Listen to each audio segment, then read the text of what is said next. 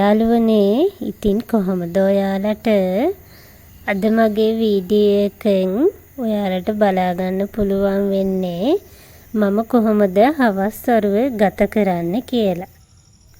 උදේ වැඩ ගොඩක් තිබ්බ දවසක හවස් වරුව මම නිවි සැනසille ගත කරපු විදිහ තමා අද ඔයාලට අරගෙන ආවේ. ඉතින් බලමුකෝ මගේ දවස කොහොමද ගත වෙන්නේ කියලා.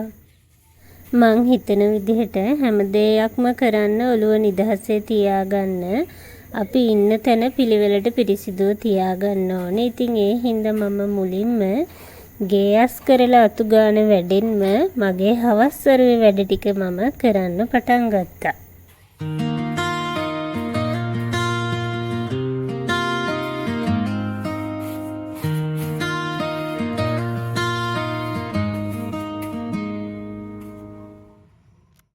උදේට මම කොහොමද දූවිලි එහෙම පිහදාගෙන හොඳටම අස් කරලා අතු ගන්න හින්දා හවසට ඉතින් ගොඩක් වෙලා ඒ දේවල් කරන්න ඕනේ නෑ. ඉක්මනටම අතු ගා ගන්න පුළුවන්. ඉතින් අපි ගොඩක්ම බිසි වෙන දවස්වලට මේක ගොඩක් වැදගත් කියලා මම හිතනවා. හවස් වරුවේ වැඩ ටික ඉතා ඉක්මනට වගේම ලේසියෙන් කරගන්න.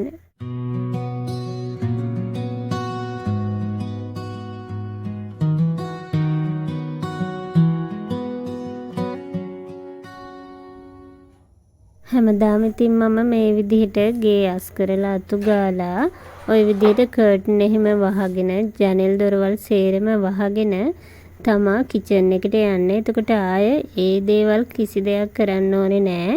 කිචන් එකේ තියෙන වැඩ ටික මගේ පාඩුවේ කරගන්න පුළුවන් හින්දා. මේ විදිහට මම ඉතින් අපේ ගෙදර දොර හැමදාම 5:00 විතර වෙනකොට වහනවා. ජනෙලුත් ඒ විලාවටම වහගන්නවා. නැත්තම් අපේ ගෙදර මදුරුව වැඩි. ඒ හින්දා කලින්ම වහගන්නවා. එතකොට ටිකක් ඉතින් අඩුයි. මම වීඩියෝ එකේ මුලින්ම කිව්වත් වගේ අද ගොඩක් වැඩ තිබ්බ දවසක් කීවනේ. ඉතින් ඒ හින්දා රැයට ගොඩාක් දේවල් උයන්න නම් හිතුනේම නෑ. ඒ හින්දා ඉක්මනට මල හොද්දක් හදාගත්තා රැයට පාන්ගේම කියලා. ඒකම හෙට උදේට උයන්න ඕනේවත් ඉක්මනටම ලෑස්ති කරගත්තා. පොල් ගාලා අඹ ටික කපලා ওই විදිහට තියාගත්තා.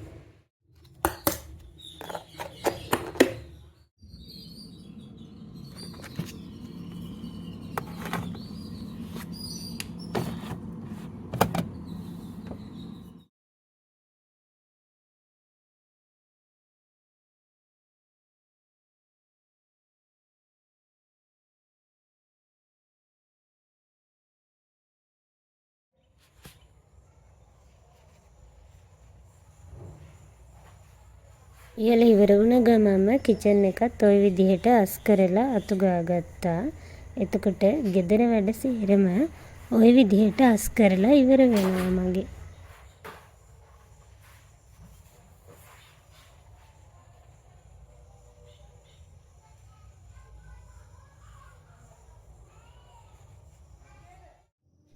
දැන් ඉතින් හොඳ වොෂ් එකක් දාගෙන ඇවිල්ලා මම මේ ලෑස්ති වෙන්නේ බුදුහාමුදුරුවන්ට මල් පහන් පූජා කරන්න. ඉතින් ඔයාලා හැමෝම දන්නවා වගේ ඉතින් මේක තමයි මම දවසේ ආසාවෙන්ම කරන වැඩේ. ඉතින් ඔයාලත් එන්නකෝ මාත් එක්ක බුදුහාමුදුරුවන්ට මල් පහන් පූජා කරන්න යන්න.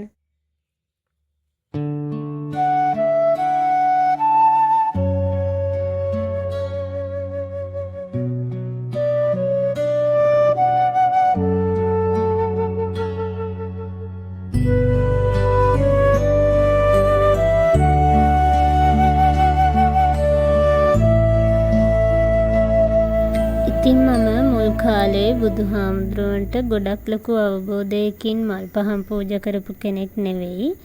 ඒ වුණාට අපි වයසින් වැඩි වෙනකොට අවුරුදු 25 විතර පනිනකොට ඒ හැම දෙයක්ම හොඳ අවබෝධයෙන් යුක්තව මේක කරන්න ඕනේ.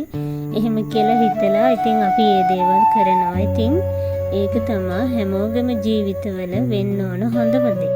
මම මේ වෙලාවේ මේ වීඩියෝ එක බලන ඔයාලා හැමෝටම තෙරුවනේ ආශිර්වාදය ලැබෙන්න කියලා ප්‍රාර්ථනා කරනවා.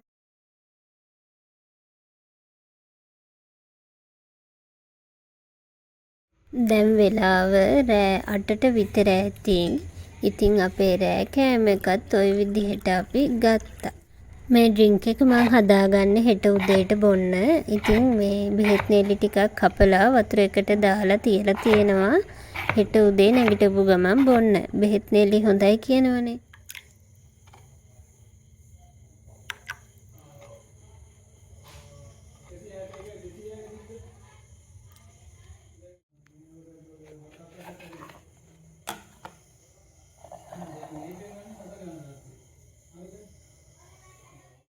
රෑ කෑමත් අරගෙන ඉවර වුණාට පස්සේ කිචන් එකේ සේරම වැඩ ඉවරයි මේ වෙනකොට. ඉතින් මං හැමදාමත් වගේ අදත් ওই විදිහට සිංක් එක හොදලා මැදලා පිළිවෙලට තියලා තමා කිචන් එකේ යන්නේ. කලින් දවසේ රෑ අස් කරලා පිළිවෙල කරගත්ත කිචන් එකක ඊට පස්සේ පහවදා අපි ආයෙ ඇවිල්ලා වැඩ කරන්න ආස හිතෙනවා. නැත්තම් ඔළුව නිකන් විකාර වෙනවා වගේ මට නම්. ඒ හින්දා මම කොච්චර අමාරු වුණත් කොච්චර රෑ වුණත් අනිවාර්යයෙන්ම කිචන් එක ඔය විදිහට ක්ලීන් කරලා තමයි නිදාගන්න පුරුදු වෙලා ඉන්නේ. ගෑනු ළමයෙක් විදිහට පිරිසිදුකම පිළිවෙල ඒ දේවල් අපේ ජීවිතේට ලං කරගත්තට පස්සේ අපේ ජීවිතේ ගෙවා ගන්න හරිම ලේසි. ඒ වගේම හරිම පහසුයි. ඒ වගේම මං හිතනවා පිටින් අපි දිහා බලන කෙනෙක් වුණත් අපි දිහා හොඳ ආකල්ප ඇති කරගන්නවා කියලා. ඉතින් ඒක තමයි අනිවාර්යයෙන්ම ගෑනු ළමයෙක් තුල තියෙන්නම ඕන. ඉතින් මේ වෙලාවේ මම මේ කරන්නේ අපේ බුලට් ජර්නල් එක අප්ඩේට් කරගන්න. අද දවසේ ගියපු වියදම් ඒ දේවල් මම මේ හස්බන්ඩ් එක්ක කතා කර ලියන ගමන් තමයි ඉන්නේ. ඒ වගේම අද දවසේ කරපු දේවල් ඒ හැමදේම මේ ජර්නල් එකේ මම අප්ඩේට් කරනවා. ඉතින් ඒ දේවල් තමයි ওই විදිහට කරන්නේ. මං හිතනවා ඒක අපි ක්‍රමානුකූලව මාසයක් පුරාවටම කරගෙන ආවට පස්සේ අපි මේ මාසය ඇතුළත ගොඩක් හොඳ විදිහට ඒ කියන්නේ ඵලදායී විදිහට ගත කරාද, අපි වියදම් ටික කොහොමද මැනේජ් කරගත්තේ, අපේ ප්ලෑන්ස් ඔක්කොම සම්පූර්ණ කරගත්තද, ඒ වගේ ඒ හැම දෙයක් පිළිබඳවම අපිට හොඳ අවබෝධයක් ගන්න පුළුවන් කියලා. ඉතින් ඔයාලත් මේක පටන් අරගෙන නැත්තම් අදම පටන් ගන්න කියලා ඔයාලා හැමෝගෙම මම ආදරෙන් ඉල්ලනවා.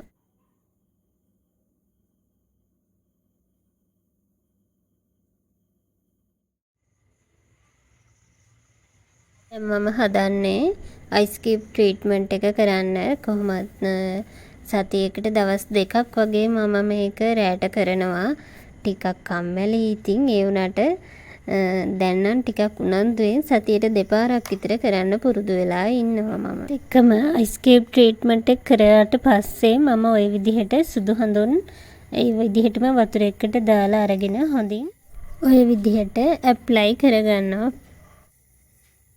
ඉතින් අදත් මගේ වීඩියෝ එක බලපු ඔයාලා හැමෝටම ගොඩක් ස්තුතියි, ගොඩක් ආදරෙයි. හැමෝටම තෙරුවන් සරණයි.